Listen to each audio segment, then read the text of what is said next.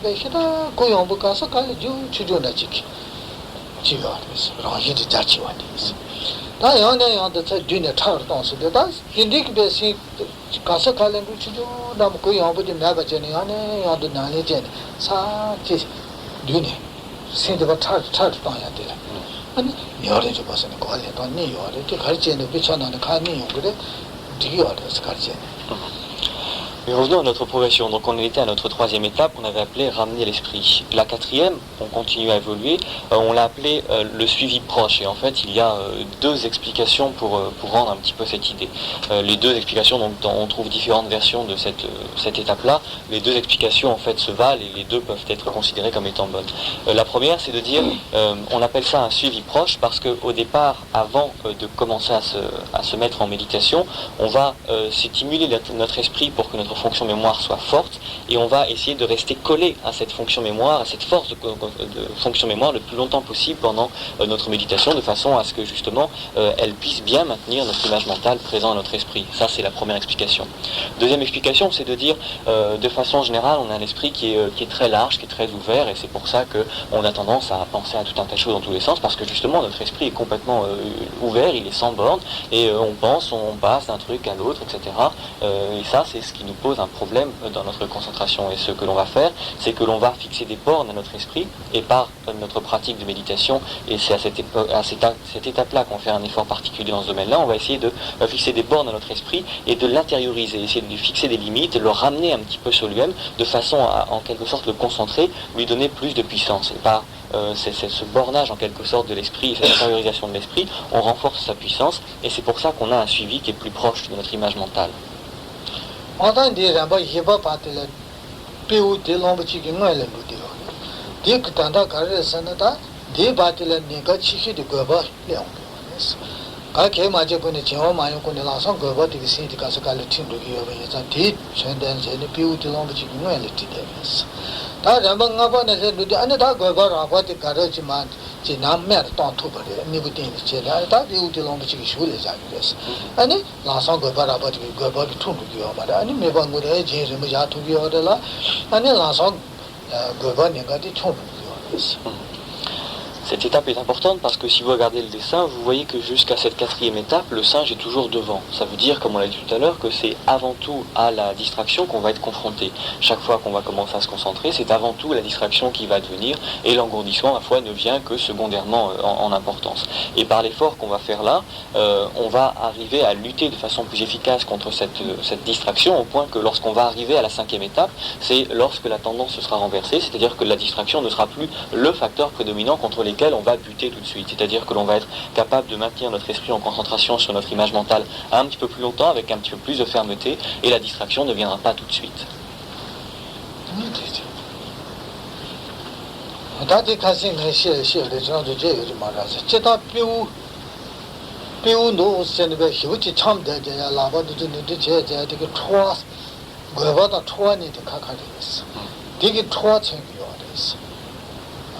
제단 배우 나부티기 거바 차이 배우 그런게 거바 차이 배우 턱대바티기 토와 차이 다 되어 배우 배 나부 줘야 되게 아니 배 가르쳐 보듯이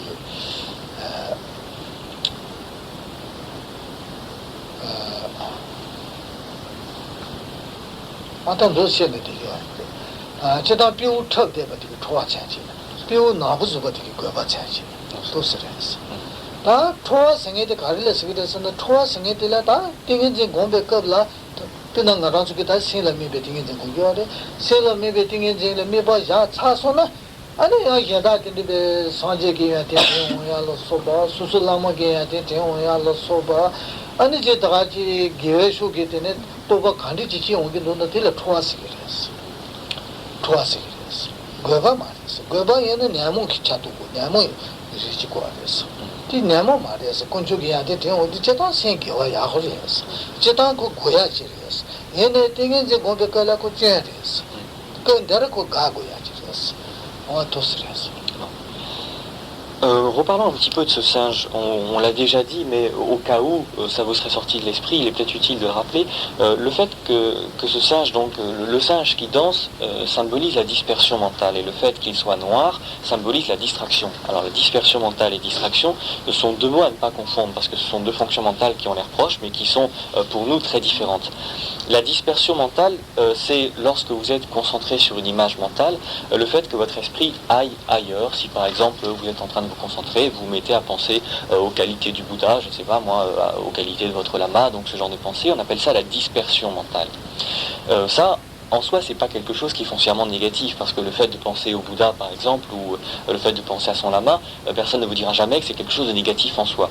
Par contre, il est certain que cette dispersion mentale, si elle est de façon générale pas négative, dans le cas de notre concentration, elle nous perturbe. Par contre, la distraction mentale, c'est quelque chose qui nécessite forcément qu'il y ait un attachement. Ça veut dire qu'il y a un objet d'essence, pas un Bouddha, pas votre lama, mais qu'il y a des objets d'essence auxquels vous mettez à penser parce que vous êtes attaché à cela. Donc cette distraction, elle est dans tous les cas négative. Donc la dispersion est gênante pendant la méditation, mais pas forcément négative de façon générale, et la distraction est dans tous les cas négative.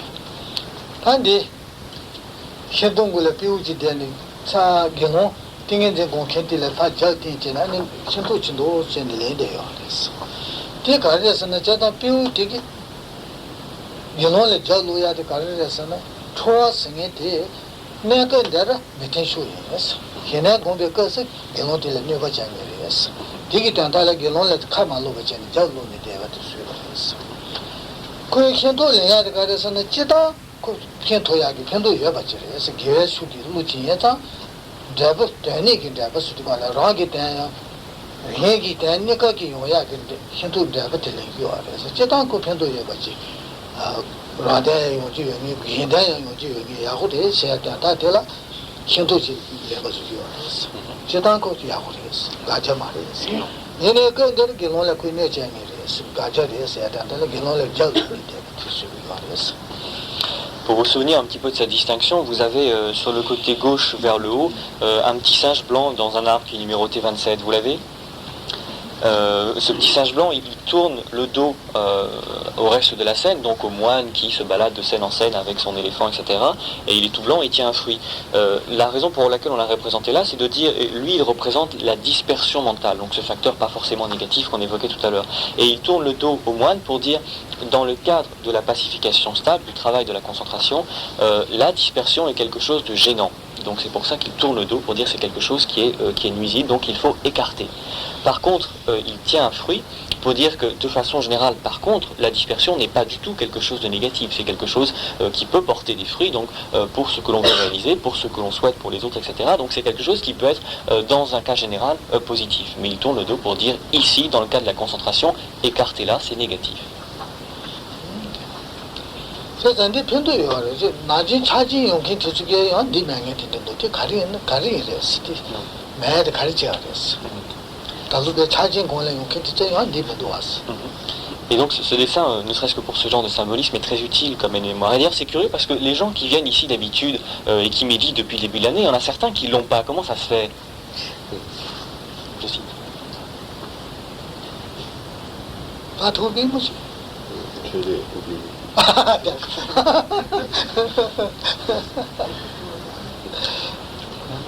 되게 용백깔에 반드시 찬서 킹구르스 그걸랑 난지 돈 시기 말했대 그걸에 시기랬어 그쯤에 킹구르스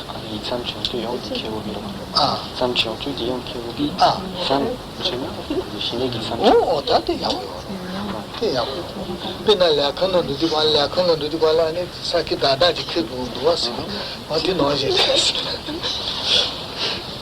Donc oui, lorsque vous venez à ces sessions-là, au cas où, prenez-le toujours, parce qu'on ne sait jamais, ça lui arrive une fois tous les... Il dit d'en parler, mais le jour où on en parle, c'est bien de l'avoir. Et évidemment, le jour où vous partez en retraite, emmenez ça aussi. Le matin, lorsque vous allez au bureau, vous avez votre petit sac avec vos livres de classe, une pomme pour la maîtresse, etc. Lorsque vous partez en retraite, emmenez ce matériel, ça c'est vos livres de classe.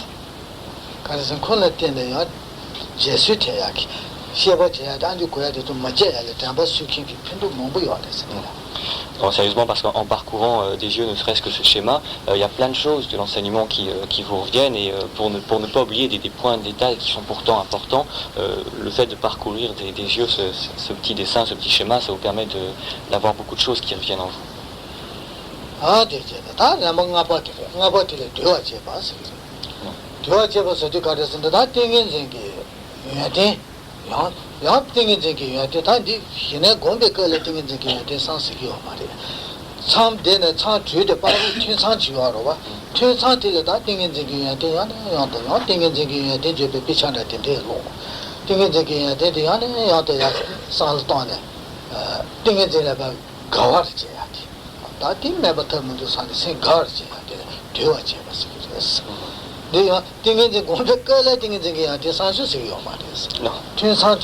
Non. La cinquième étape, on l'a appelée bien s'affermir. Pourquoi? Bon, là, lorsque l'on parle de bien s'affermir, on ne parle pas de la session d'entraînement que nous avons ici, on parle du cas où vous vous retirez pour quelques semaines, quelques mois, que sais-je, dans un lieu pour pratiquer en continu la pacification stable. Et dans ces cas-là, vous avez des temps morts entre les sessions où vous pratiquez, des temps où vous déjeunez, où vous baladez, faites ce que vous voulez, mais des temps intermédiaires entre les sessions où vous vous pratiquez. Et cette étape-là, bien s'affermir, désigne l'occupation que vous allez développer à partir de cette étape-là dans ces temps morts. Et c'est développer... on a appelé s'affermir parce que vous allez affermir votre volonté de continuer à la pratique en lisant des textes sur les bienfaits ou les vertus, les mérites de cette pacification stable, ce que l'on peut en tirer, etc. Et en lisant ce genre de texte, vous allez développer en vous une volonté de continuer encore et plus. Ça, bien sûr, attention, c'est quelque chose qui se fait à l'intervalle des sessions. C'est pas quelque chose que vous allez faire ici tout à l'heure en vous mettant à méditer, se mettre à penser à ça. Ça s'appelle de la distraction. C'est pas ça. C'est en dehors, lorsque vous faites une retraite, pendant les temps morts.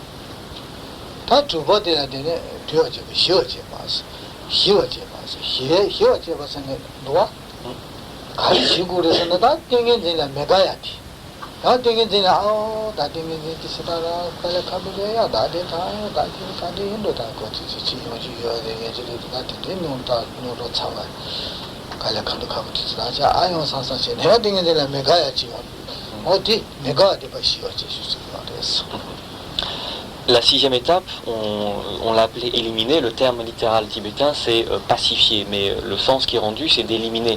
C'est-à-dire que c'est le complément de la cinquième étape.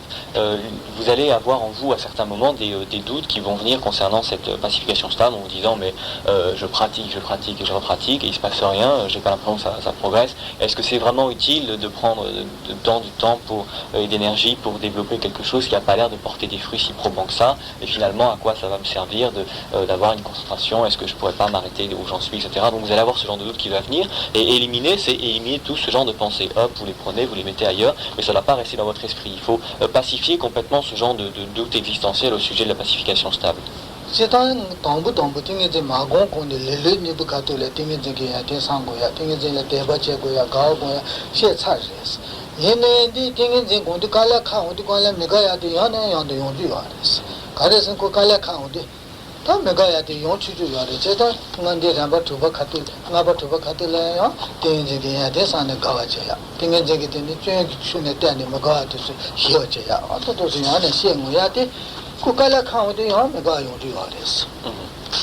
En fait, pour ceux d'entre vous qui ont la mémoire longue, au début de l'année, lorsqu'on avait parlé de l'indolence, on avait dit qu'à ce moment-là, il était très important de faire naître en soi une grande confiance à l'égard de la pacification stable, donc de penser aux qualités de la pacification stable, à tous les éléments que ça pouvait nous apporter pour nous et pour notre pratique, etc. Donc ça pourrait vous paraître curieux qu'à ce moment-là, à nouveau, ça ressurgisse l'histoire de penser aux qualités, etc. Mais ce qui se passe, c'est que lorsqu'on pratique comme ça, on continue en longue haleine, au bout d'un moment, on commence à fatiguer, les choses commencent à se compliquer, on commence à avoir une certaine lassitude. lassitude de l'effort qu'on fournit et qui n'a pas l'air de donner des résultats qu'on peut palper, puisqu'il faut attendre et encore. Et donc, par cette fatigue, il commence à venir des doutes, même si ces doutes ont été dissipés au début. Donc, ces doutes commencent à revenir. Et c'est pour ça qu'à nouveau, il faut qu'on sache que ce moment va advenir, pour qu'on soit capable tout de suite de récupérer toutes nos pensées sur les qualités de la pacification stable, etc., et de refaire naître en nous une volonté de continuer.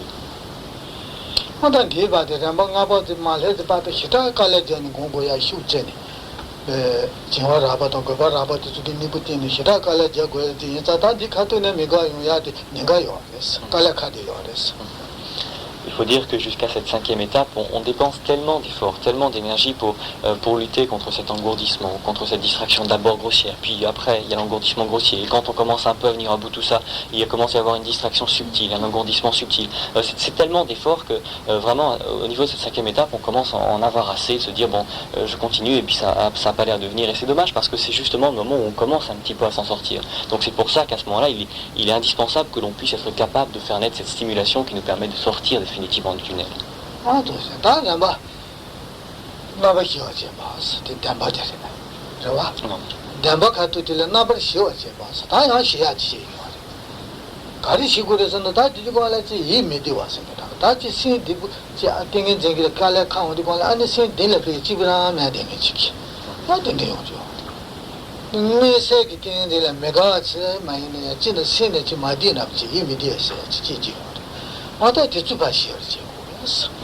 아니 차신선다 아지 파버터야 메테쇼래 비게 차 땡겐쟁그 메테쇼래 되네 차 아니 땡겐쟁 고야쇼네 아니 가르쳐네 이 신드마디 디드남지 신에도 같이 강에 남지 풀리지 해되게 남지 이미지 지우지요 아다 주지 시어지 그래서 내가 무슨 말이 있나요? ni la ni figurement dans ni la so 이 밑에다 내려서 그래. 내려봐. 아다 차신도 이 밑에다 내려서 그래. 시어지셔서. 7e étape, qu'on a appelé éliminer en particulier, bon, c'est pas un nom qui est très révélateur en lui-même, parce qu'il y a des choses donc, en plus qu'il faut éliminer que cette envie de ne pas continuer. Et notamment, lorsqu'on arrive à ce niveau-là, après tant d'efforts et tant de fatigue, on a cette sorte de lassitude qui fait qu'on va avoir tendance à développer très facilement des attachements à tout ce qui nous écarte, à tout ce qui nous éloigne de notre pratique, de la pacification stable. C'est un phénomène très courant. On va avoir des attachements qui vont se créer, qui vont nous pousser à arrêter la session, à arrêter les pratiques, etc. Et d'une part, il faut lutter contre ces attachements, et d'autre part, lutter contre ce qu'ils induisent en nous, c'est-à-dire une sorte d'indisponibilité de l'esprit. On n'est pas très bien, on n'est pas très à l'aise, on ne se sent pas bien dans sa peau, on a une sorte de malaise qui vient en nous, on ne sait pas très bien d'où ça vient. C'est pas vraiment qu'on en a assez de la pacification stable ou quelque chose, mais de façon générale, on ne se sent pas très bien dans sa pratique, on ne se sent pas très bien de façon générale, on a une sorte de malaise de l'esprit. Ça, il faut savoir le reconnaître, c'est un phénomène très classique et qui est dû donc à ces conséquences, cet esprit d'attachement. Il faut savoir passer dessus, maîtriser ce malaise pour poursuivre. Et aussi, toujours dans cette ligne de refus psychologique que l'on a de continuer, on a aussi des tendances à s'assoupir beaucoup plus facilement qu'auparavant. Là aussi, il faut faire un effort particulier pour éviter de s'assoupir dans ces moments-là, parce que c'est une tendance qu'on développe dans son esprit.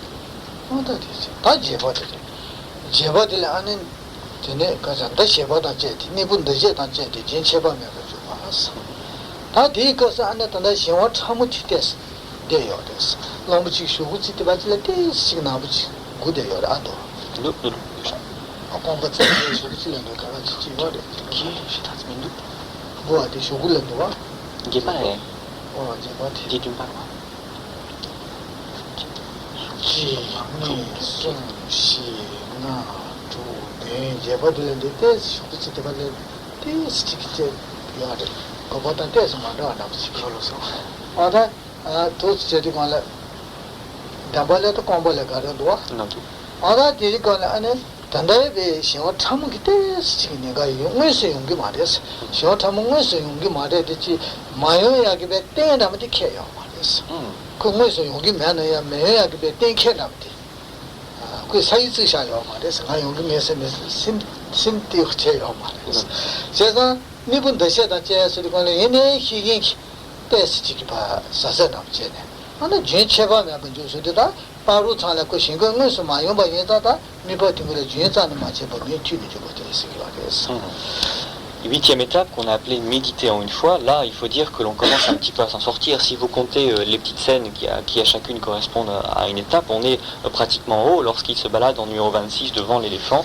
Et en fait le dessin ne le rend pas très bien, mais il y a un petit bout de la queue de l'éléphant qui est encore un petit peu grisé. Bon, sur le dessin, la photocopie, ça passe pas très très bien. Je sais pas sur l'original c'était vraiment très clair, mais rajoutez-le peut-être au crayon, il y a un petit bout de queue qui est grisé là. Ça veut dire que à ce niveau-là, bon, l'engourdissement grossier, la distraction grossière, tout ça c'est éliminé. La distraction subtile c'est éliminé. L'engourdissement subtil, par contre, ne se manifeste plus de lui-même, il n'ose plus vraiment se présenter à l'esprit, mais tout risque n'est pas encore complètement éliminé, qu'un jour, à une occasion, il se mette à vouloir faire des siennes, etc. Littéralement, on pourrait dire que l'engourdissement ne s'est pas encore engagé par contrat à dire « Bon, ok, jette l'éponge, je viendrai plus perturber ta méditation », c'est pas encore fait. Donc, il vient plus vraiment de lui-même, il n'ose plus franchir la porte de votre séance de méditation, mais il a quand même quelquefois des envies d'avoir envie de le faire, et donc tout n'est pas très sûr. Donc, ce qu'il faut faire à ce moment-là, c'est être capable de développer des sessions de méditation dans lesquelles on médite en une fois. C'est-à-dire qu'on commence la session et jusqu'à ce que la session s'arrête, on fait une traite continue de façon à maintenir une intensité de concentration qui va le mettre définitivement à la porte.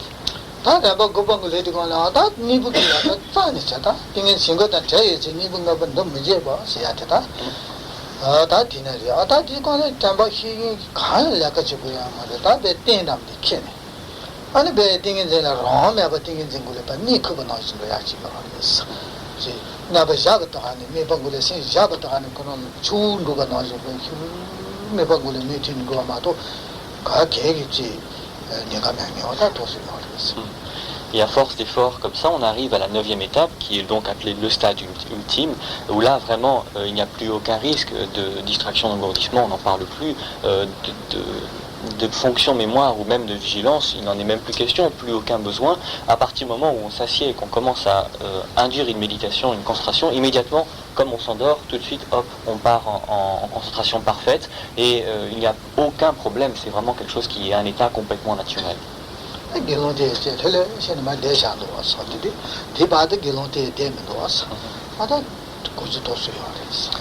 Le moine qui est en numéro 28, là c'est juste avant l'arc-en-ciel, c'est la première fois depuis qu'il est parti en bas qu'il est autorisé à s'asseoir. Là c'est bon, c'est tranquille, il s'assied, tout va bien, la méditation se poursuit dans de bonnes conditions.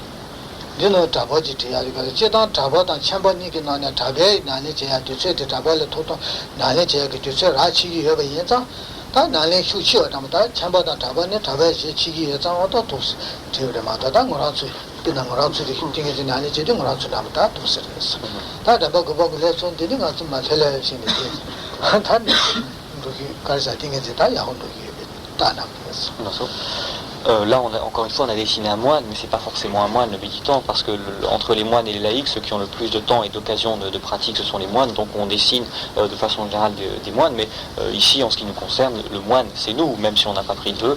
Donc ça veut dire que lorsque vous arriverez à ce niveau 28, vous pourrez aussi vous asseoir tranquillement sur votre éléphant.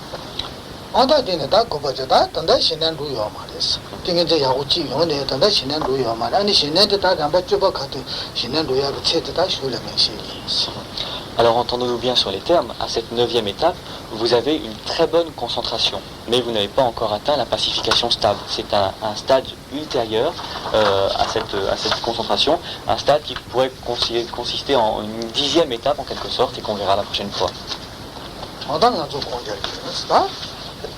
Mais d'ici là, on va méditer.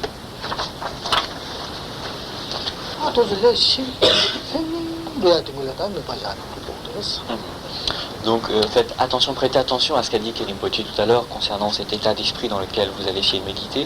Essayez de bien le sentir, de ressentir cet état donc dans lequel vous allez arriver et tout à coup, pouf, toutes les pensées vont disparaître, il n'y aura plus que l'esprit lui-même. C'est cet état-là qu'il faut réussir à sentir et rester concentré le plus longtemps possible dessus.